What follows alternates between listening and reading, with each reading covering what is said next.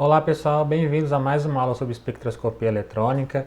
E nessa aula número 5 nós vamos falar sobre os parâmetros de Racah e sobre o efeito nefelaucético. Bem, os parâmetros de Racah, eles vêm para poder mostrar para a gente os fenômenos de repulsão intereletrônica e eles são definidos como três parâmetros. O parâmetro de Racah A, B e C. E aí eles definem os níveis de energia, porque a repulsão intereletrônica vai definir quais são os estados eletrônicos e quais serão então as transições eletrônicas posteriormente.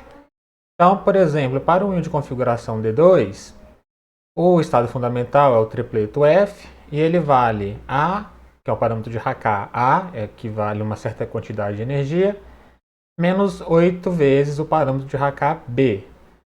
O tripleto P vale também o parâmetro A, mais 7 vezes o parâmetro B. E assim por diante.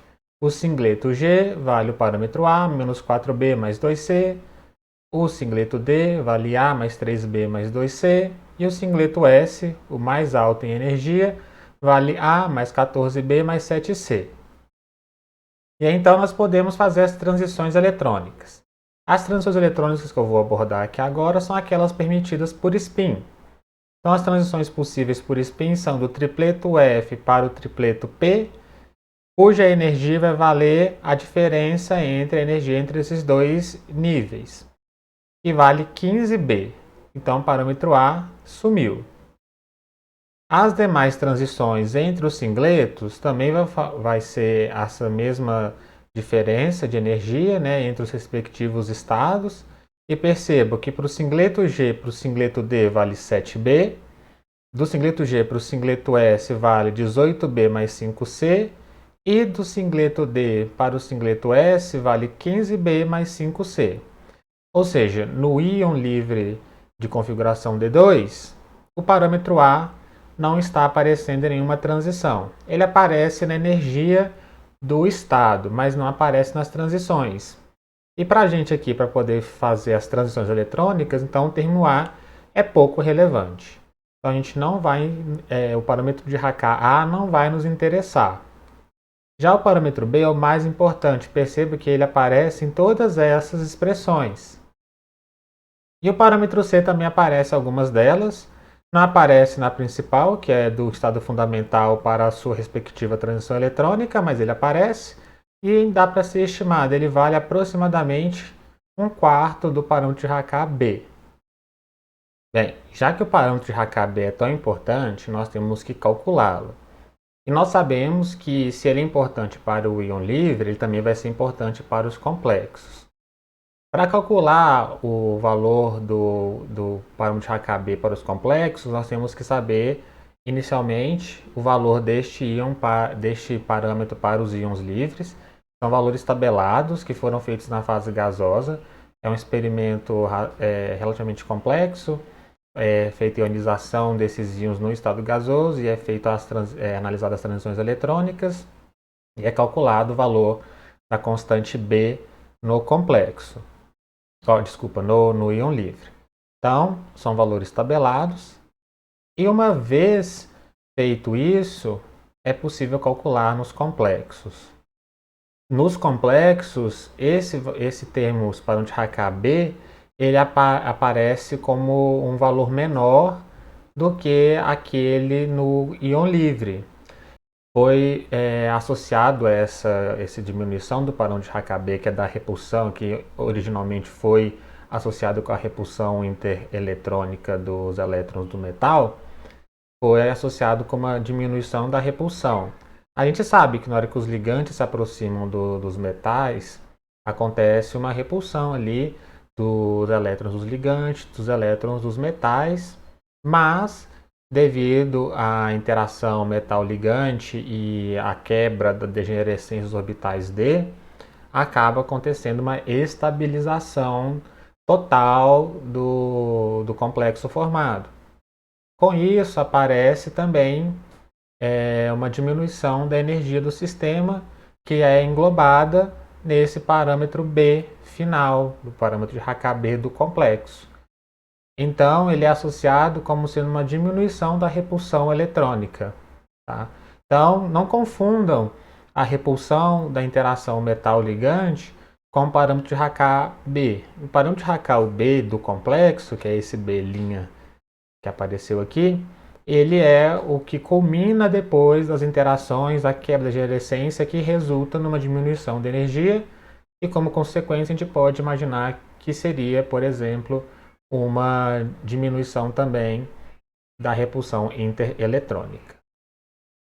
Então a gente calcula, através dessa formulinha, a redução da repulsão intereletrônica, que é essa letrinha grega beta, que é sendo a diferença entre o íon livre menos a repulsão intereletrônica no complexo, dividido pela a repulsão no íon livre. E quais fatores fazem aumentar o valor de beta? Ou seja, diminuir a repulsão intereletrônica? Uma maior covalência metal-ligante e uma tendência maior de 10 eq por parte do íon metálico. Tá? Então, se você tem uma melhor covalência, o sistema como um todo vai ser mais estável, né? Ligações serão mais fortes, e aí você vai ter uma melhor estabilização, uma repulsão menor. E o 10dQ por causa da formação, da estabilização do complexo. Outra forma de conseguir calcular essa redução da repulsão é analisando o efeito nefilalcético, que é nada mais nada menos do que um efeito que é analisado pela característica do ligante e do metal que está formando aquele complexo, que são valores tabelados. Tá? A gente calcula a redução da repulsão como sendo uma constante para o ligante e uma constante para o íon metálico. E aqui tem alguns desses valores de H e K, como por exemplo, aqui nós temos cobalto, ródio, cobalto em dois estados de oxidação diferentes. Percebam que cobalto 3+, ele apresenta o valor de K maior do que o de cobalto 2+.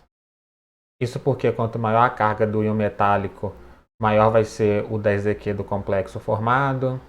Depois temos ferro, cromo, níquel, manganês. E temos ligantes também. Aqui no caso, geralmente o efeito nefilalcético ele é tabelado para complexos octaédricos. Então, 6 brometos, 6 cloros, 6 cianetos, 3 etilenos de aminos, 6 amônias, 6 águas e 6 flúor.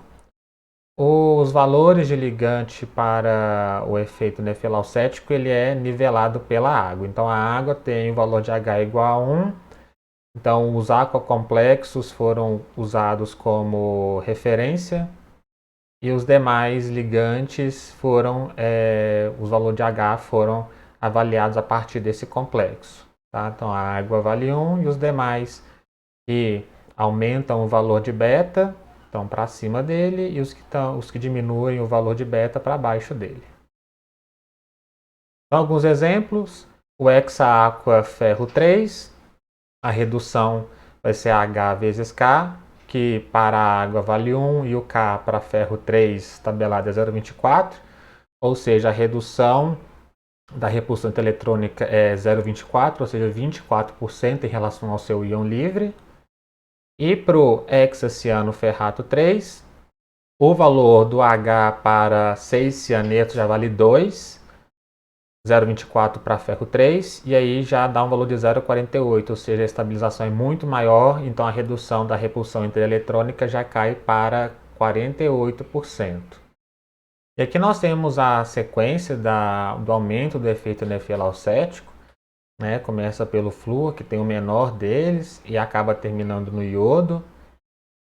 E aí nós temos uma outra sequência para os ligantes também na química de coordenação, que é a série espectroquímica, mas o efeito nefilalcético não tem nada a ver com ela, porque o efeito nefilalcético tem a ver com a covalência.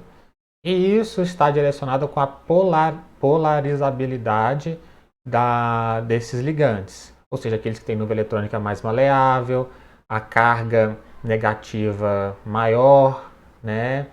Então, dos halogênios, por exemplo, o iodo é o que tem a nuvem eletrônica maior, mais maleável, forma ligações mais polarizáveis, tá bom? Se a gente for comparar com a série espectroquímica, o iodo já está no outro extremo, é o que faz o menor aumento do valor de 10dQ, né? E para os metais, o aumento da covalência está mais ou menos relacionado com o aumento de 10dQ do metal, mas por causa da estabilização causada pelo aumento do 10dQ do que da polarizabilidade. Mas é um efeito misto aí, tá bom? Temos que avaliar as duas coisas. Então, geralmente, os livros, textos, evitam até mesmo de colocar uma série para os metais, ficando mais mesmo para os ligantes, enquanto que para os metais são valores tabelados. E aí nós voltamos para o diagrama de Orgel. Na última aula nós vimos que o diagrama de Orgel ele é feito para íons, fazer um diagrama de correlação, né? E eu mostrei para vocês que não dá para tirar muita informação porque o diagrama de Orgel ele é genérico. Não traz valores, não traz nenhum dado, tá? Mas ele parte do pressuposto que a diferença entre esses dois valores aqui é 15B, que é o parâmetro de Hakka. E quando você está no campo octaédrico, existe a separação, né? Do tripleto P em tripleto T1G e do tripleto F no campo octaédrico, eles separam no tripleto T1G, no tripleto T2G e no tripleto A2G. Isso para o íon de configuração D2. Quando você começa a formar a ligação metal-ligante, acontece a sobreposição dos orbitais, aí você começa a ter uma mistura dos orbitais metal com ligante, e aí começa a ter uma mudança na energia desses estados, né? Que é o que a gente chama de uma mistura, né? Vocês vão ver isso muito nos livros, a mistura dos orbitais. Isso causa uma torção aqui nesses níveis de energia. E originalmente, o tripleto F era o seguinte, a diferença do T2G para o baricentro, que era a origem do tripleto F, era 2dQ, o T1G até aqui seria 12dQ e o tripleto A2G para cá seria de 6dQ. Então, se você faz uma transição eletrônica do tripleto T1G para o tripleto T2G no campo OH, extremamente fraco, você está vendo 10dQ, né? Porque isso aqui vale 2 e aqui vale 12, então daqui para cá vale 10. Tá? E daqui para cá vale 8. Tá bom? Então você tem como tirar o valor de 10dQ aqui dessas transições. Mas à medida que você vai aumentando o campo, isso vai acontecendo umas distorções. Tá? Então, em campo muito fraco, esses valores aqui são mantidos, à medida que vai se aumentando o campo, vai acontecendo torções, ao ponto de acontecer a inversão, que é essa parte aqui do diagrama de Orgel, né? Que é quando você tem a inversão do tripleto T1G com o tripleto A2G. Já para o íon de configuração D3, em campo octaédrico, que seria essa parte aqui do diagrama de Orgel, originalmente, o quarteto F e o quarteto P, eles deveriam ser compostos por linhas retas apenas, que são essas linhas pontilhadas. E com o aumento da força do campo, existe essa saída de tendência aqui muito grande. E é também devido à sobreposição dos orbitais. Tá? Então, os íons de configuração D3, eles são muito mais afetados do que íons de configuração D2 em campos mais fortes. De maneira muito similar, em campo fraquinho, a diferença de energia entre o quarteto A2G e o quarteto T2G vale 10dQ. Né? Isso aqui é a divisão dos níveis de energia só no campo OH, mas sem sobreposição dos orbitais metal-ligante ainda. Quando acontece sobreposição, aí acontece a distorção completa dos estados eletrônicos, que faz com que aconteça essa saída da tendência aqui do quarteto T1G e essa saída da tendência total aqui do quarteto T1G proveniente do quarteto P. O parâmetro de Hakka B ele está diretamente relacionado com essas saídas das tendências, porque ele pode ser extraído através das transições eletrônicas observadas em cada uma das etapas das transições eletrônicas. Em todas as faixas de transição eletrônica, seja em campo fraco, intermediário ou forte, o valor do parâmetro de Hakka B do complexo pode ser extraído da seguinte forma: 15 vezes esse parâmetro de Hakka B' é igual à transição Ni3, que é a mais energética, mais a intermediária, menos 3 vezes a mais fraca. Só que você tem que observar as três no seu espectro. Então a redução a redução da repulsão intereletrônica está diretamente relacionado com a saída da tendência das curvas lá do diagrama de Orgel. Então por isso que ele tem que ser incluído para chegar num próximo diagrama, que no caso é o diagrama de Tanabe-Sugano, que é o que a gente vai ver na próxima aula. Agora, se você não tem alguma dessas transições, você não viu, ou ela está obscurecida por uma transição eletrônica, por exemplo, transferência de carga que é muito intensa e pode acabar englobando ou tampando uma dessas suas transições eletrônicas, existem outras equações. Para o íon de configuração D3, o B' pode ser calculado através da transição mais fraca para a intermediária, o Ni1 com o Ni2, por essa equação. Com a mais fraca ou com a mais alta energia. Ou então, se você necessitar de uma precisão maior, né, porque são aproximações, às vezes essas duas aqui não são suficientes, essa daqui pode te proporcionar um valor mais exato, que leva em consideração a diferença de energia entre a terceira transição, a terceira mais energética e a segunda mais energética. E assim como o diagrama de Orgel, né, essas correlações elas valem para as mesmas que valem para o diagrama de Orgel. Então, como nós estamos trabalhando com íons de configuração D3 octaédrico, elas vão valer também para D7 tetraédrico, D8 octaédrico e D2 tetraédrico, ou qualquer um deles que tenha o termo fundamental A2 ou A2G.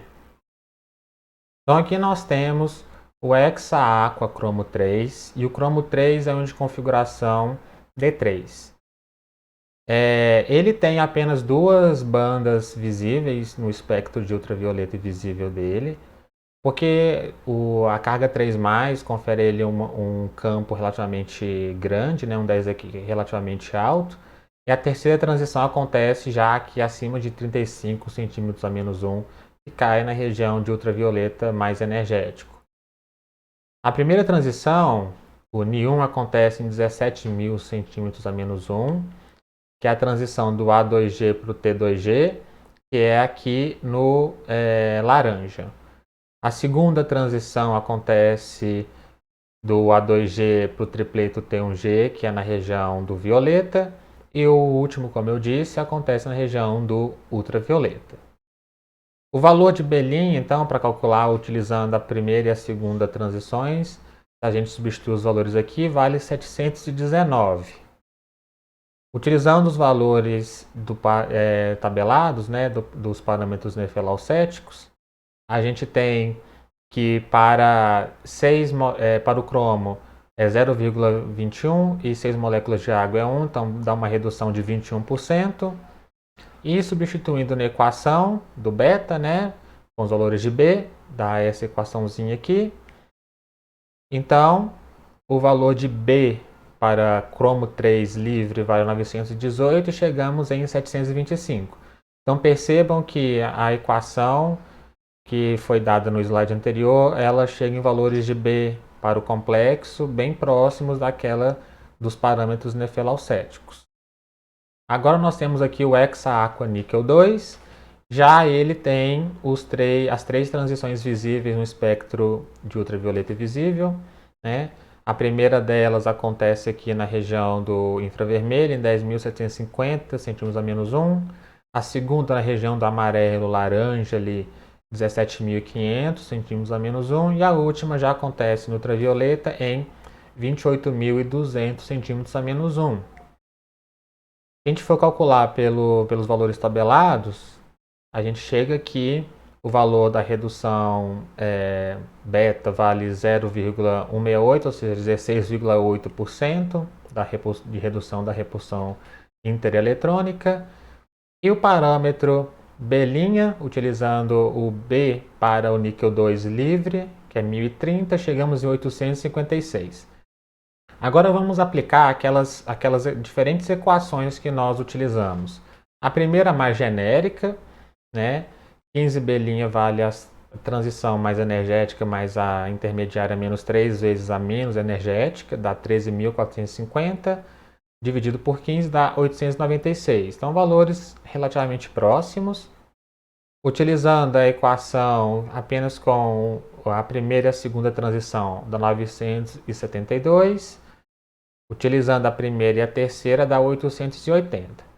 Então, são valores relativamente próximos, sendo que a equação utilizando a primeira e a segunda transição não encaixam tão bem. Então, é necessário fazer com uma certa parcimônia qual equação vai ser utilizada. Se você só tem a primeira e a segunda transição, infelizmente, ela mesmo que você vai ter que utilizar, tá? Mas saiba que você pode estar introduzindo pequenos erros. Não vai trazer grandes erros ao final, mas não vai ser tão preciso assim. O ideal mesmo é que a gente trabalhe com a equação essa daqui.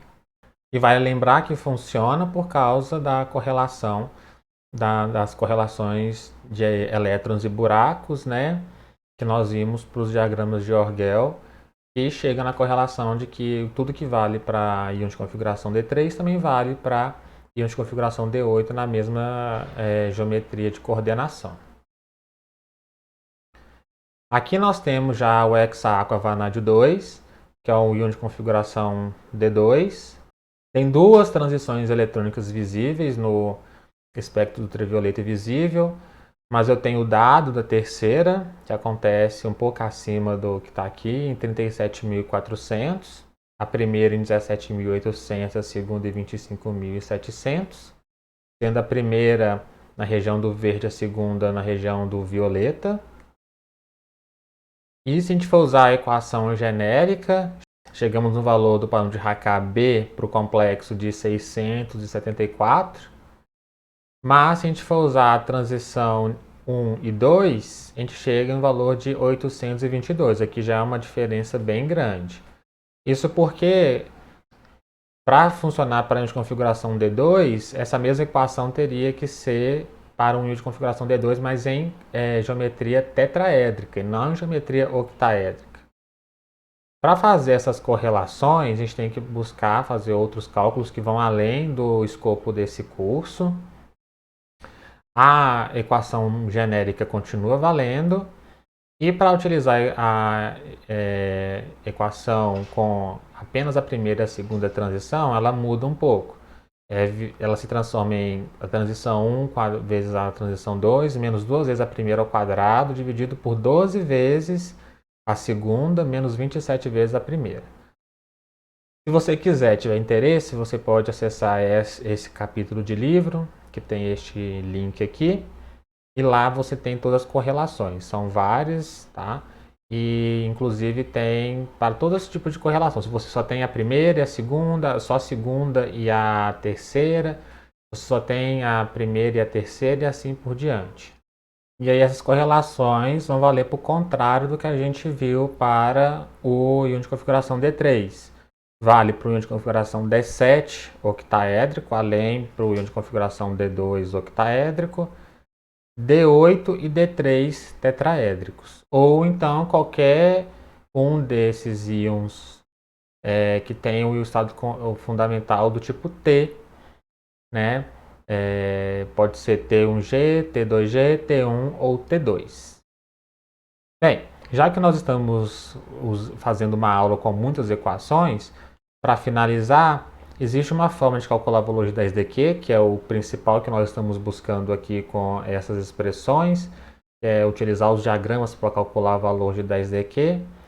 E Jorgensen conseguiu fazer uma tabelinha para poder calcular esses valores. E trabalha com dois parâmetros, muito parecido com os valores dos parâmetros nefelaucéticos, né? Que é um parâmetro G e um parâmetro F. O parâmetro G é para os metais e o F é para os ligantes. Só que ele fez isso apenas para os complexos octaédricos, que só tem um tipo de ligante, e para os ligantes mais comuns. Ele não fez, isso não é possível ser feito para ligantes mais complexos que você trabalhou, desenvolveu e sintetizou no laboratório. E de novo, ele trabalha com a referência como a água. A água tem o valor de F igual a 1 e os demais foram usados a água como referência. Então a água está aqui. Aqueles que aumentam o valor de 10dq estão para cá e aqueles que diminuem o valor de 10dq estão para cá, com valores menores, né? E os metais estão aqui. Então é basicamente uma série espectroquímica para os metais e para os ligantes, tabelada, né, baseado em observações experimentais, que foi tabelada para a gente poder calcular o valor de 10dq. Então, por exemplo, para o hexaclorido platinato 4, então vamos lá, platina 4, 36.000 o valor de G e 6 cloretos vale 0,78. Então dá 28.080 centímetros a menos 1 valor de 10dq. Hexaaqua ferro 3, para ferro 3, 14.000 valor de G e a água vale 1, então 14.000 centímetros a menos 1. Hexapiridino cromo 3, o cromo vale 17.400 e a piridina 1,23, então vai dar 21.402.